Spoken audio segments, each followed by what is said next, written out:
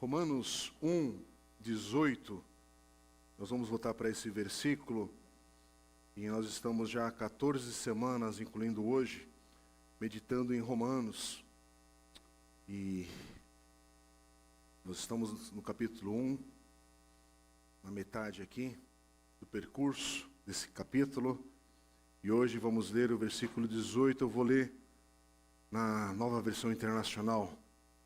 Diz assim: portanto, a ira de Deus é revelada dos céus contra toda impiedade e injustiça dos homens que suprimem a verdade pela injustiça. Amém? Mais uma vez a gente fica apenas nesse versículo pelo conteúdo que a gente tem aqui para meditar nele. E na sequência que a gente vai tratar aqui, Deus permitindo, nos próximos encontros e no decorrer aí das próximas semanas e meses. E o versículo 18 vem logo após, só para retomarmos como a gente parou no nosso último encontro, Romanos 1, 16 e 17, que é o tema dessa carta. O Evangelho é o poder de Deus para a salvação de todo aquele que crê. Fica com isso no coração.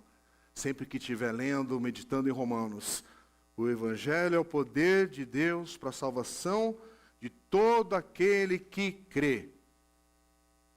Então está falando com aqueles que já têm o Senhor também. Aliás, é qual a igreja que Paulo está falando aqui? Se aplica a você também que ainda não crê. Mas é a salvação para todo aquele que crê, que foi salvo, está sendo salvo e será salvo no final. Então, essa mensagem é uma mensagem de esperança, esse texto, quando Paulo fala essa declaração que o Evangelho é o poder de Deus para a salvação de todo aquele que crê, para nos lembrar que este Evangelho, que é a boa nova da morte e da ressurreição de Jesus, é que tem o poder para nos salvar. A gente não está falando de energia, a gente não está falando de misticismo apenas para falar como a gente entende aí os fluidos espirituais da vida, as pedras que você vai mexer, as cartas que você vai pensar em virar, alguém vai sugerir para você. A gente está falando daquilo que Jesus fez, realizou no tempo e na história. É por isso que a Bíblia é esse relato rico, precioso, verdadeiro, assim cremos. E eu queria que você acompanhasse esse raciocínio para você entender o que é o Evangelho na essência, a morte e ressurreição de Jesus, e que nos salva da ira de Deus. Que é por causa desse Evangelho que você é salvo, que você é justificado, que você é perdoado. Isso é revelado a nós, na nossa vida, essa justiça de Deus que nós recebemos pela fé. Por isso que há essa expressão que é um dom, é um presente. É pela graça que somos salvos, é pelo aquilo que Deus fez em Cristo Jesus e já fez, e já realizou, e já conquistou, e que não depende de você finalmente descobrir o que Deus fez, é Ele que fez. E é grande demais para o nosso raciocínio entender tudo isso. A gente apenas ouve, consegue refletir e recebe com um vislumbre, com algo que é grande demais a mensagem do Senhor aqui. Por isso que é um lembrete para você que já foi salvo, mas uma esperança para você que está aqui hoje com o coração aflito. Essa é a palavra que a gente tem para a tua vida. Sim, a gente ora, sim, a gente pede pela misericórdia de Deus, mas o que importa é a salvação da tua vida. Não é a solução do teu problema, que também é importante, que também tem seu espaço de urgência, de clamor, e você sabe o que eu estou falando. Mas no final das coisas, o que importa no nosso encontro aqui, você que já foi salvo, ser lembrado hoje, o Senhor te salvou, bendito seja o nome do Senhor. Cristo morreu e ressuscitou por mim e por você, louvado seja o nome do Senhor. E a partir dessa verdade, a gente prossegue. Irmãos, o que Paulo está fazendo nesse momento da carta aqui em Romanos, quando entra no versículo 18 e vai até o capítulo 3 todo, Paulo começa a descrever agora o que é o pecado de cada homem, de cada mulher. O que é essa ira de Deus que fala que, como eu já citei aqui em outra oportunidade, não é um Deus que está com raivinha. A ira de Deus aqui é algo muito sério contra o pecado, contra esse mundo caído, contra toda a injustiça, que você mesmo que pode até não ser religioso, você sabe do que eu estou falando, sobre a injustiça, sobre o mal que está nesse mundo, que você vê, que você observa. A Bíblia fala que isso aqui é consequência da queda, de rebelião do homem. Lá em Adão e Eva, o que aconteceu, é isso que nós estamos falando, essa injustiça, esse pecado que é presente. E Paulo está falando aqui dessa condição, agora no final do capítulo 1, a partir do versículo 18, ele vai focar no coração, na condição daquele que é gentil, quer dizer, aqueles que não são judeus, porque no capítulo 2 ele vai falar especificamente do seu povo, dos judeus também. Mas agora ele está falando especificamente, olha, na vida dos gentios. E aí, versículo 18, até o final do capítulo 1. O que é essa consequência do pecado? E é aqui o que Paulo está tentando demonstrar, falar, expor, mostrar o que é a força do pecado na vida do homem, dessa sociedade caída. Que viver com essa culpa no coração. E aí não importa se é judeu ou se é gentil, porque ele vai falar dos dois. E essa última vez que a gente meditou nesse versículo especificamente, eu citei para os irmãos, para aqueles que estavam presentes, se você não ouviu, apenas para a gente poder prosseguir daqui, eu estava falando sobre o perigo que a gente tratar disso de uma maneira superficial.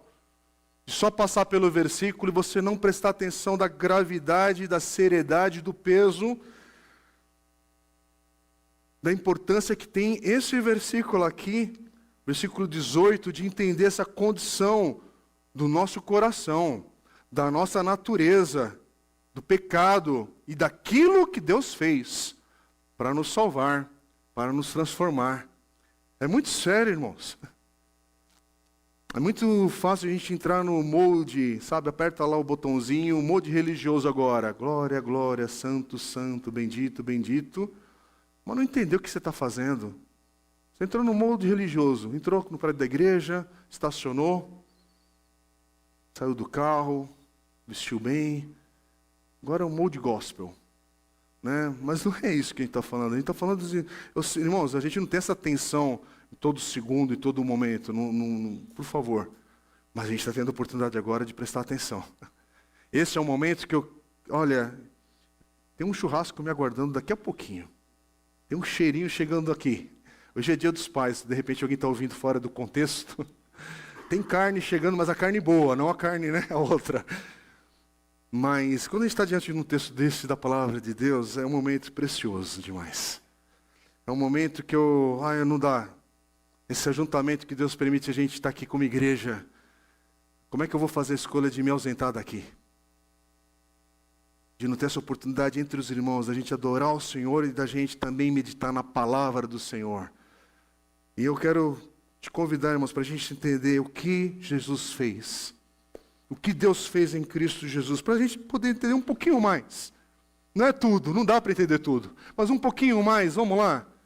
Vamos nesse domingo de Dia dos Pais entender um pouquinho mais sobre a justiça de Deus.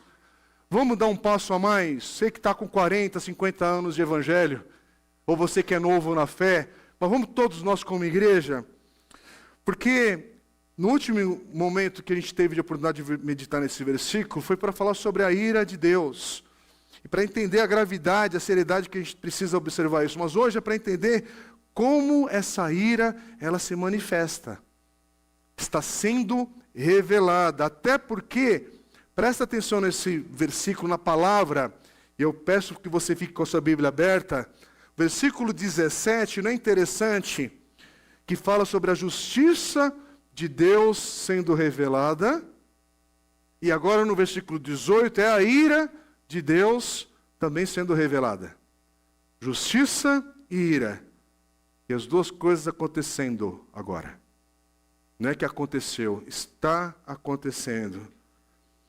Porque o dia da ira final vai chegar também. É o que vai falar ainda em Romanos capítulo 2, versículo 5, depois vai falar no capítulo 5, versículo 9 também, e outros trechos de Romanos, além de outros textos do Novo Testamento.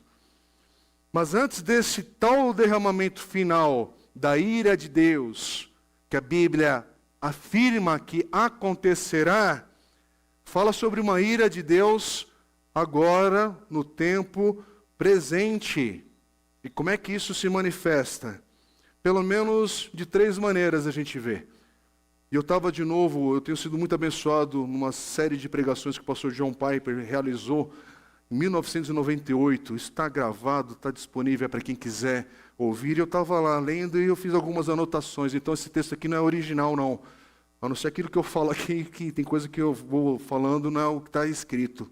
Mas esses pontos que ele destaca, eu queria destacar para os irmãos, porque é muito precioso a gente entender e você prestar atenção. Porque há 3 maneiras que a ira de Deus está sendo revelada nesse agora. Uma delas é a morte. A morte. A morte não te provoca no coração uma indignação? Opa, não? Você não olha para a morte e fala, miserável. Oh, desgraça. Oh, não sei o quê. Você não fala essa palavra talvez, mas o teu coração não fica simplesmente tranquilo diante da morte. Mas a morte, de acordo com a palavra de Deus, em Romanos capítulo 5, essa morte universal que atinge quem é crente, quem é cristão, discípulo de Jesus e quem não é, ou estou errado? Porque há morte no nosso meio também. Não é verdade? Não há preciosos, santos do Senhor que também morrem. Não é só ímpio. Então a morte é algo universal e não pega só os seres humanos. Tudo morre nesse mundo. Tudo vai experimentando algum tipo de degradação. Mas vamos falar da morte, homens e mulheres. Irmãos, a palavra de Deus diz que a morte é a manifestação da ira de Deus. Um dos aspectos. A morte é um tipo de julgamento de Deus sobre toda impiedade e injustiça desse mundo. Desde Adão. Romanos capítulo 5, versículo 15. Vamos ler? Muitos morreram por causa da transgressão de um só homem, falando de Adão. E aí no versículo 16 diz que, bem no meio ali do versículo 16, vai dizer que a morte é chamada de julgamento, condenação. Não é um acidente de percurso. A morte aqui é dado o nome, por um pecado veio o julgamento, que trouxe condenação. Mas a dádiva decorreu de muitas transgressões e trouxe justificação. Mas a morte é vista como um julgamento, uma condenação. Se você quer uma explicação cristã para a morte nesse mundo, está aqui em Romanos. Quer dizer, a Bíblia fala que a morte é uma expressão da ira de Deus contra o pecado. Por isso que no capítulo 5, versículo 18, você vai ver novamente Paulo dizer, assim como uma só transgressão resultou na condenação de todos os homens. Então, essa primeira resposta é que a ira de Deus está sendo revelada contra o pecado de cada homem, de cada mulher, na própria morte. Que você é testemunha disso. Uma outra maneira que a ira de Deus é revelada é na futilidade, na vaidade, essa miséria que é evidente no mundo. Também manifesta ali a ira de Deus. Romanos capítulo 8, a gente vai ver que essa miséria, essa futilidade, que é universal no mundo todo, é uma evidência também da ira de Deus contra o pecado. Vamos ler Romanos 8, 18 a 20. Romanos 8, 18 a 20, olha o que Paulo diz. Considero que os nossos sofrimentos atuais, olha o destaque aqui. Considero que os nossos sofrimentos atuais não podem ser comparados com a glória que em nós será revelada. A natureza criada aguarda com grande expectativa que os filhos de Deus sejam revelados, pois ela, falando da criação, foi submetida à inutilidade, quer dizer, é outra palavra, futilidade, e tem até versões que dizem vaidade. Irmãos, o que isso significa? Significa que o sofrimento desse mundo caído, de que fala aqui o versículo 18, é inevitável nesse mundo. O sofrimento faz parte desse mundo caído. O sofrimento faz parte dessa vida, nessa terra ainda. Enquanto não houver novos céus e nova terra. O sofrimento faz parte da vida. Nesse mundo caído, porque também é uma forma de revelar, de manifestar a ira de Deus. O que isso quer dizer? Isso quer dizer, meu irmão, eu quero falar com todo respeito, cuidado e limitação que a gente tem de tempo e de oportunidade de falar aqui numa pregação de domingo. Você pode planejar a tua vida, rabiscar tudo, como eu gosto de rabiscar, e ter datas, e ter conta, e ter valor financeiro aqui e ali, e pensar no ano que vem o que a gente vai estar fazendo em julho. Rabisco tudo. Planeja a tua aposentadoria, faz tudo direitinho. Não atrasa um só dia do carnê lá do, como é que chama? GPS, INSS, a guia, né? Isso. Não atrasa nada. Paga a previdência, faz tudo direitinho. Até avisa o pessoal, olha, em novembro, estou me aposentando, vai ter churrasco, vai ter festa. Mas aí, em outubro, você tem um derrame. Que Deus nos livre. Então eu espero que nenhum irmão aqui ainda bata ainda no púlpito, né, para falar Deus nos livre, né? Porque só falta isso no mundo evangélico hoje em dia, né? Você pode fazer tudo, planejou tudo.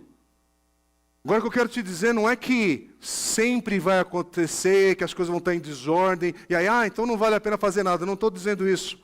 Só estou falando que nesse mundo caído, não depende apenas de você. As questões inevitáveis de sofrimento e dor.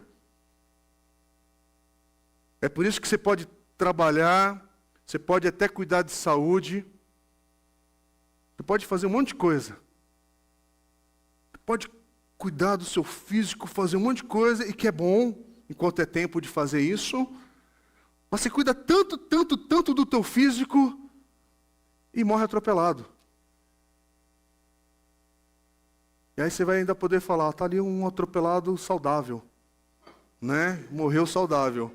Mas, agora isso não é para você ir para o outro lado do abuso, mas é só para entender que o sofrimento é inevitável nesse mundo. A injustiça que se manifesta aqui, e toda essa coisa torcida ou distorcida, sei lá como dizer isso ou expressar isso, faz parte desse mundo, e toda essa futilidade e miséria que você vê, também é uma evidência da ira de Deus, contra o pecado e contra a injustiça. Não é à toa. Então não se perca no caminho aqui. A morte e a futilidade e a miséria deste mundo também são expressões da ira de Deus. Porque o versículo aqui está dizendo, a criação, falando de todas as coisas, foi submetida a essa tal futilidade. Versículo 21, na NVI é chamado de, capítulo 8, versículo 21, é chamado de escravidão da decadência. Ou no versículo 21 também na NAA, o cativeiro da corrupção. Olha que expressão pesada. É isso, irmãos, Romanos 8:20 vai dizer que, pois a criação está sujeita à vaidade, não por sua própria vontade, mas por causa daquele que a sujeitou. Deus sujeitou. Não é um acidente de percurso, Deus sujeitou. Quer dizer que Deus sujeitou a criação, todas as coisas da futilidade, consequência do pecado, mas não é Satanás que fez e não é Adão que fez, essa sujeição, Deus sujeitou. Mas não sujeitou e largou. Porque diz o texto, aí continua na sua versão, porque tem uma divisão aí de versículos que, depende da tradução, encaixa diferente. Mas o versículo seguinte vai dizer que sujeitou na esperança. Olha que palavra especial. Porque lá em Gênesis capítulo 3, versículo 15, depois da queda, há uma esperança que a semente da mulher esmagaria a cabeça da serpente. Então tudo que está sujeito agora é na esperança. Não é porque desgraça, desgraça, desgraça me aguarda. Mal, mal, mal vai me atingir. Tudo é ruim. Não. As coisas estão acontecendo, estão sujeitas, mas Deus fez tudo isso na esperança. É um testemunho, irmãos. A morte, a futilidade desse mundo é um testemunho da ira de Deus contra o pecado, contra a injustiça. Mas também nós temos, para completar o trio aqui, a degradação na própria humanidade. A degradação em cada homem, em cada mulher, que também revela a ira de Deus. Então, cada degradação no pensamento humano, no comportamento da humanidade, está mostrando cada vez mais a degradação que revela a ira de Deus contra o pecado e contra a injustiça. Por isso que depois de descrever a impiedade e injustiça do homem, que ele vai descrever aqui nos versículos 19 a 23 do capítulo 1, que é onde nós estamos, no capítulo 1, versículo 24, Paulo diz: por isso Deus os entregou à impureza pelos desejos do coração deles. Ou, em outra versão, segundo as concupiscências de seus corações, para desonrarem seu corpo entre si. Quer dizer, em outras palavras, Deus revela a sua ira contra o pecado, entregando os pecadores à sua própria sorte. Há mais pecado ainda. Há mais lambuzeira ainda. Há amor às coisas mais degradantes ainda. Por isso que, no versículo 26, Paulo diz: por causa disso, Deus os entregou a paixões vergonhosas. Em outra versão vai dizer degradantes. Versículo 28, Paulo também vai dizer: por haverem desprezado o conhecimento de Deus, presta atenção.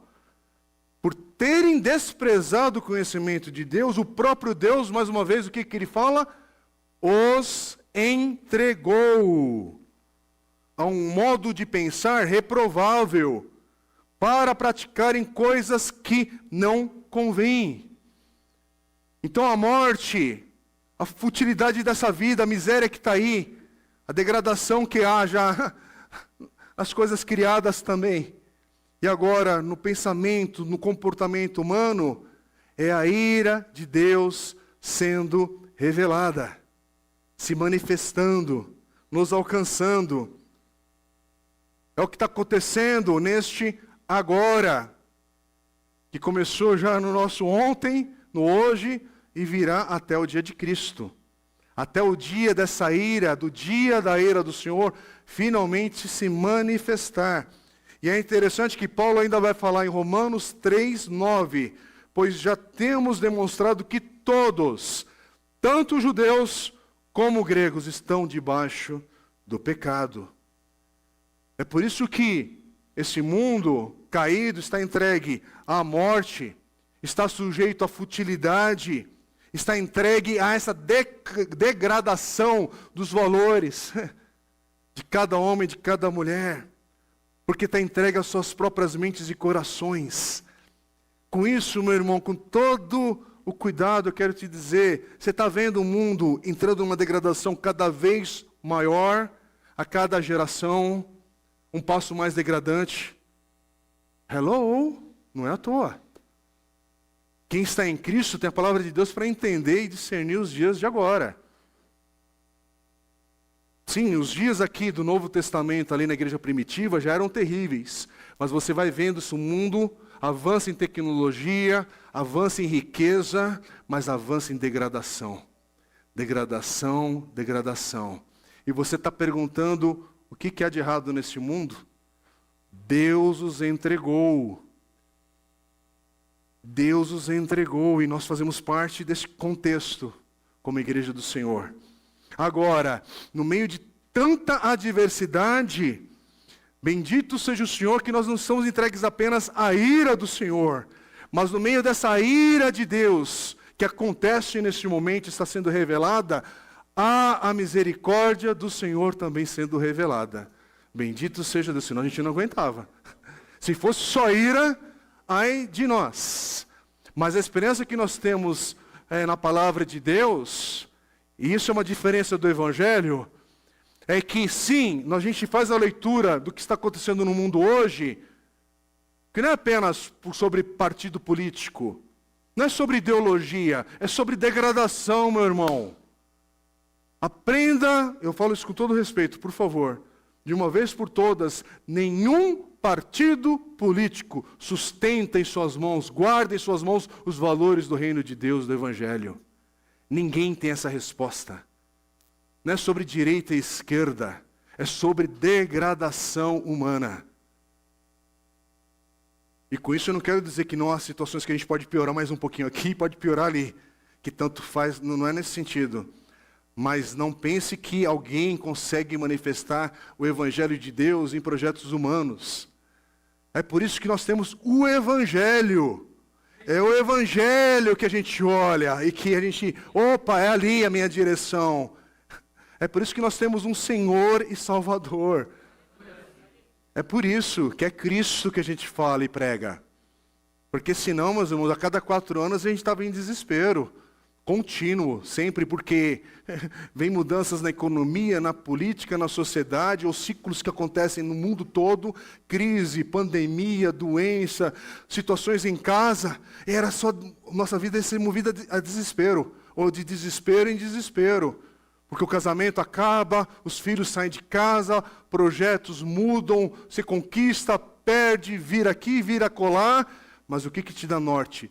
O Evangelho de Deus. Amém? Não muda o foco.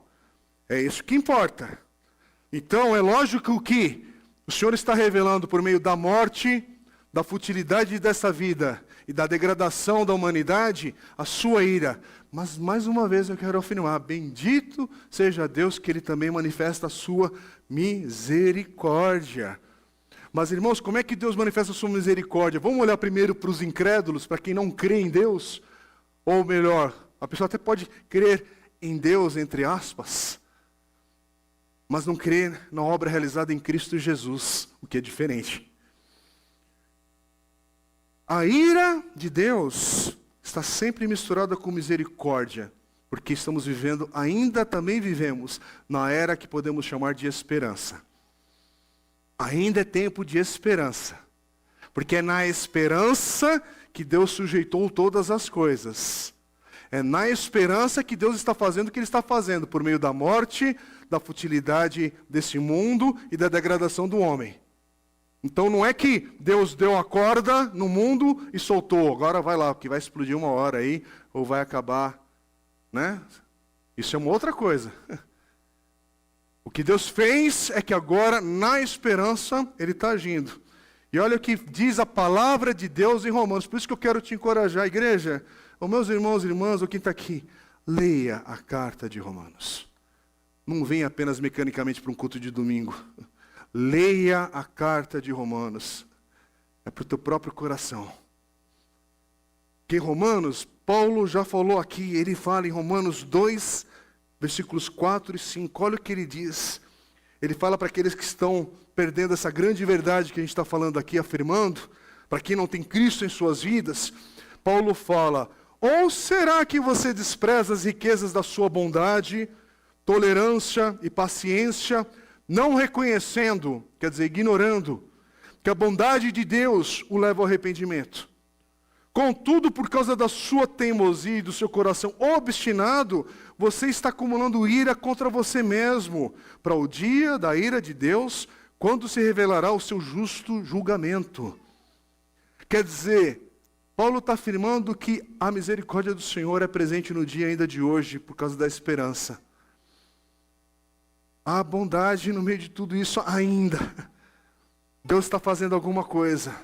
Olha o que Jesus diz em Mateus capítulo 5, versículo 45. Porque Ele faz raiar o seu sol sobre maus e bons, e derrama chuva sobre justos e injustos. E olha o que Paulo vai dizer também aos pagãos em Listra, em Atos capítulo 14, versículo 17. Deus não ficou sem testemunho, mostrou sua bondade, dando-lhes chuva do céu e colheitas no tempo certo, concedendo-lhes sustento com fartura e um coração cheio de alegria. Irmãos, isso aqui há na casa do ímpio também, daquele que não tem Jesus. Ou você pensa que só você crente em Jesus que pegou a jaqueta hoje e olhou para o céu e falou: opa, obrigado, Senhor, por revelar na tua escritura que hoje faria frio. Não, quem tem jaqueta não importa a religião. Olhou, Deus mandou essa temperatura sobre os justos e injustos, quem está com o IPTU atrasado e quem paga em dia, veio sobre todos. É por isso que há gente rica nessa vida e que não é temente a Deus, porque aprendeu a pensar com os recursos que Deus a cada homem e cada mulher para desenvolver economicamente, a poupar, a guardar, a investir, a usar bem os seus recursos. Fez curso, estudou, teve oportunidade, tem um monte de coisa, de fator que não é uma coisa só. Ou você não conhece ninguém rico que não é temente a Deus? Hello? Ou a gente está falando de um mundo que, enfim. E você está, mas por quê? Porque Deus está fazendo. Sobre justos e injustos. A misericórdia do Senhor no meio da sua ira também está acontecendo agora. Irmãos, não é interessante a palavra? Olha o que Jesus interpretou a vinda de João Batista. Não é interessante? Porque João Batista foi descrito pelo próprio Jesus como alguém que era um profeta severo, vinha cingido de couro, comedor de gafanhoto, vivendo no deserto, aquele que condenava o adultério. É interessante que a própria vinda de Jesus, né, muitos o consideraram um festeiro, bebedor de vinho, aquele que curava ou andava com as crianças, alguém que era um salvador.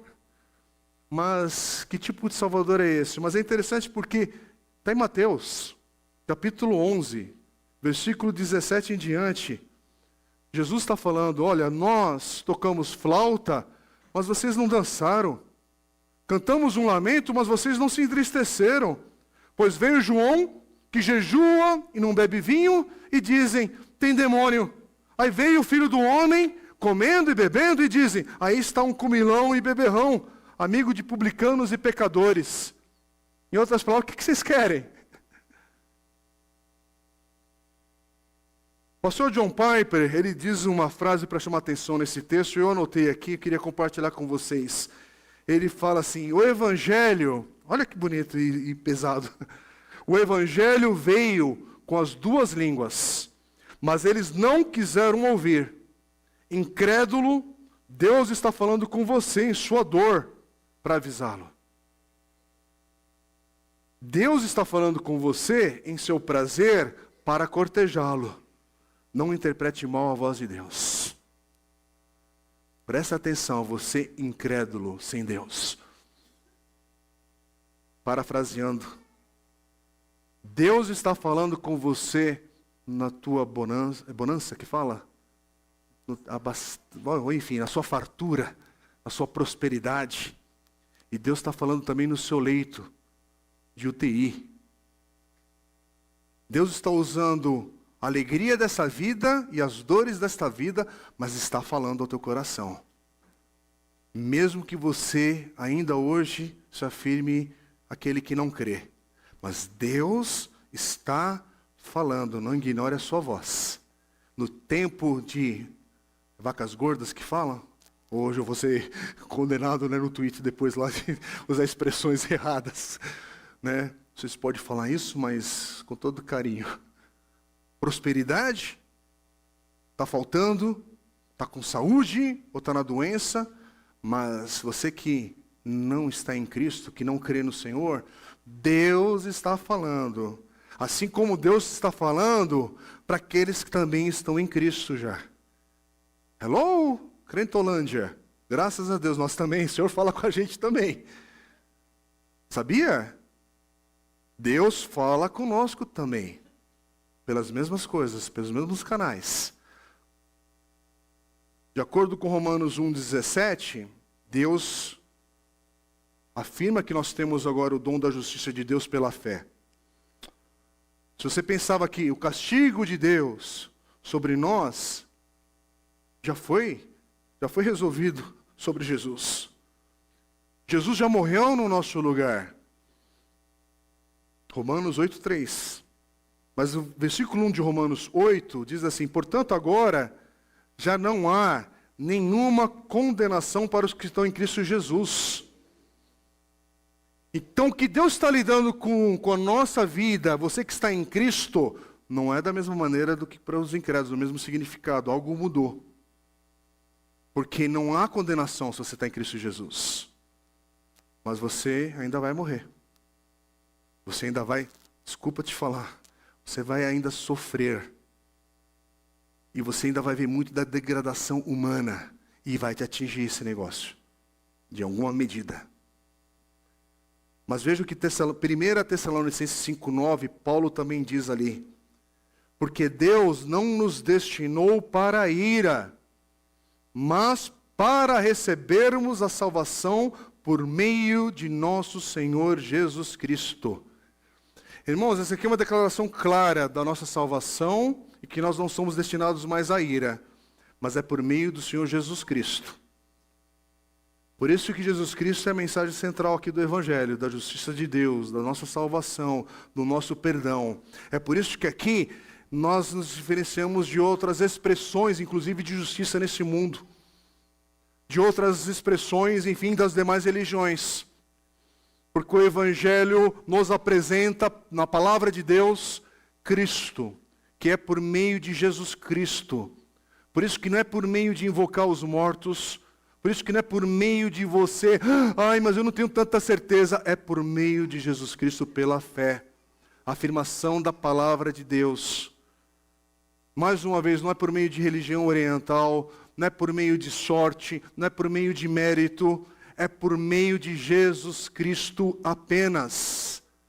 Não é por meio da igreja batista, não é por meio de igreja nome tal, e nem de pregador também. É por meio de Jesus Cristo. É por Ele, é dele, por Ele e para Ele. É isso, irmãos. Agora, o que é a nossa morte então? Porque a princípio, todos nós vamos enfrentar a morte um dia. E é interessante pensar que, de novo, não para você caminhar com medo, mas muitos são ceifados, inclusive, na brevidade da vida, o que é muito triste, o que é muito doloroso. E outros vão ter uma vida longa, bendita, que assim seja também, e às vezes é longa e é sofrida. Mas aquele que está em Cristo, sim, há uma palavra aqui que alguns textos bíblicos que falam sobre a vinda do Senhor Jesus. Então a gente vive com essa esperança, mas conforme a vida vai acontecendo, a gente também sabe que esteja preparado. Pode ser hoje, pode ser amanhã, pode ser a qualquer momento.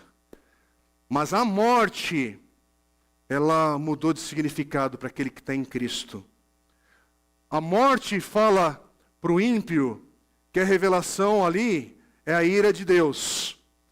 Mas a morte para aquele que está em Cristo, agora é estar com Cristo. Irmãos, morrer é estar com Cristo. O que você pensa que é o céu? O céu é uma dimensão cósmica? A Bíblia não fala isso. O céu é que você vai ser teletransportado, igual naquele filme lá do Star Trek, né? Lembra? O cara aperta lá, o corpo desintegra e aparece em outro lugar, em outra região. Aquilo é legal demais, mas para a gente brincar em outra hora. Mas o céu não é isso. O céu é estar onde a vontade de Deus é plenamente realizada. É estar na presença de Cristo.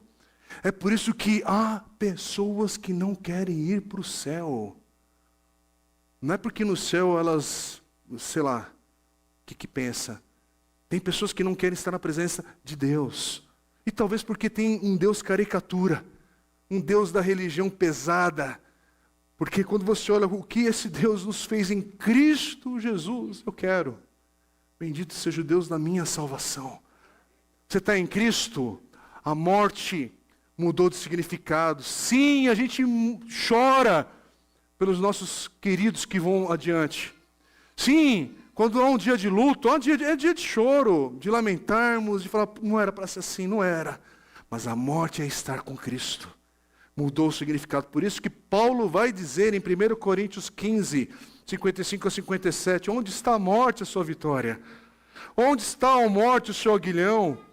O aguilhão da morte é o pecado.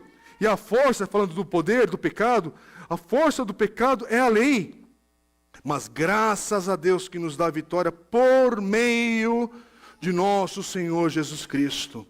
Quer dizer, você está em Cristo, a morte não é a ira de Deus contra você. A morte, na verdade, é o último inimigo sendo derrotado e sendo a porta para você estar na presença do Senhor para todo o sempre. É por isso que velório de crente é diferente. Sim, não é só uma expressão jargão, não, para a gente fazer bagunça ali no meio do luto dos outros. É porque o tom é outro. É um tom permeado de esperança e de vitória. Entendeu? Por que você vai às vezes num velório de crente, mas está todo mundo cantando. Estão chorando, mas estão se abraçando, estão orando. O tom é outro, a mensagem é outra, porque mudou o significado. Assim como a futilidade desse mundo, o sofrimento desse mundo, você está em Cristo. Há sofrimento e dor, mas que agora elas servem para a sua e a minha santidade no Senhor. Dor e sofrimento, a futilidade dessa vida, desse mundo, agora trabalham no meu coração para me santificar mais e mais para parecer com Cristo. Irmãos, é por isso que Paulo ainda vai afirmar em Romanos 8, 28, todas as coisas cooperam para o nosso bem. Agora a vida tem um propósito, as coisas dessa vida têm um propósito, ganharam um significado ou foram revestidos de um novo valor. Inclusive a tua história passada sem Cristo. Sim, você pisou na bola, sim, você ofendeu, sim, você pecou, sim, você machucou muita gente. Mas agora em Cristo, você tem uma nova vida. E essa vida passada desgraçada, Deus transforma isso para a glória do nome dEle. Mas isso não é para a gente abusar do tamanho dessa desgraça toda da vida passada, e vai esticando, e vai esticando. Não é isso que a Bíblia fala. Mas agora, tudo coopera para o bem daqueles que amam o Senhor. É por isso que, irmãos, nós vamos ainda continuar, enquanto o dia do Senhor não se manifestar plenamente, aquele dia, nós vamos enfrentar dores, sofrimentos, lutas, mas tudo isso agora age de uma maneira que vai disciplinando a minha vida e meu coração no Senhor. É por isso que a gente tem um exemplo em Hebreus capítulo 12. Ah, que testemunho fantástico ali. De caminharmos pela fé e olhar para a vida dos nossos irmãos que já passaram. Tanto exemplo, tanta coisa boa ali. Mas é duro. Para terminar. Agora, a degradação que nós vemos na humanidade, e que também nos atingem, se não fosse a graça do Senhor na nossa vida, toda a degradação, o poder do pecado, agora isso aí foi substituído. Substituído pelo quê? Pelo amor à justiça do Senhor. Por amor ao nosso Deus. Irmãos, Deus não nos entregou para termos uma mente podre, depravada, para irmos no caminho da depravação que o caminho que a humanidade está percorrendo. E você sabe do que eu estou falando. Cada oportunidade, mais depravação. No sexo, na sexualidade, nos valores morais, na ética, na postura. entre cada homem, cada mulher, com as crianças, com os idosos. Depravação, e querem dar outro nome. Depravação e querem revestir de justiça. Depravação no meio de trevas. Só que você está em Cristo Jesus, todo esse entorno que a gente está vivendo hoje, você agora passa por isso, mas não com uma mente depravada, mas com alguém que tem o Espírito Santo de Deus em sua vida. O Espírito Santo de Deus é que vai transformar a sua mente, o seu coração, que vai continuar a lapidar o teu coração, te dar graça para permanecer, te fortalecer dia a dia diante das lutas. Você está em Cristo, o Espírito Santo de Deus habita em você. É isso que é a tua força. Por isso, de novo, irmãos, tira do teu linguajar expressões dessa energia. Não, o Evangelho não é energia. Quando a gente fala até o dínamo do Espírito Santo, do poder, mas não é força, é a pessoa que habita agora em nós. É um milagre que eu não sei descrever, explicar. Quem sou eu para fazer isso? Mas é uma afirmação da palavra de Deus. Você nasceu de novo, você foi perdoado em Cristo Jesus, justificado, nasceu de novo, é regenerado. E agora o Espírito Santo habita o teu coração. É por isso que você olha assim, a morte ganhou outro significado. Viver nesse mundo de dores mudou o sentido. E agora em Cristo Jesus a minha mente não vai ser depravada coisíssima nenhuma, ela vai ser santa. Vai experimentar uma metanoia que Paulo vai falar em Romanos 12. Uma transformação. Por quê? Porque eu tenho o Espírito Santo de Deus. E para terminar, você crê no Evangelho do Senhor Jesus? Esse aqui é o ponto. O ponto não é se você ficou mais inteligente com essa mensagem. O ponto aqui é a gente chegar nesse momento, irmãos, e falar, você crê no Evangelho do Senhor Jesus? Então creia, se arrependa e creia, porque ainda é o tempo da esperança. Ainda estamos sim vendo a ira de Deus sendo revelada, mas estamos ainda vendo revelado na esperança que esse Evangelho te alcance. Que alcance teu pai, a tua mãe, teus irmãos, teus filhos, quem quer que seja que você tem colocado em oração diante do Senhor, mas vamos clamar ao Senhor. Porque lembrando, irmãos, estamos nessa vida, você está em Cristo Jesus, sem Cristo Jesus, a ira de Deus está sendo revelada para que a esperança ainda os alcance. Mas se você está em Cristo Jesus, não perca o foco.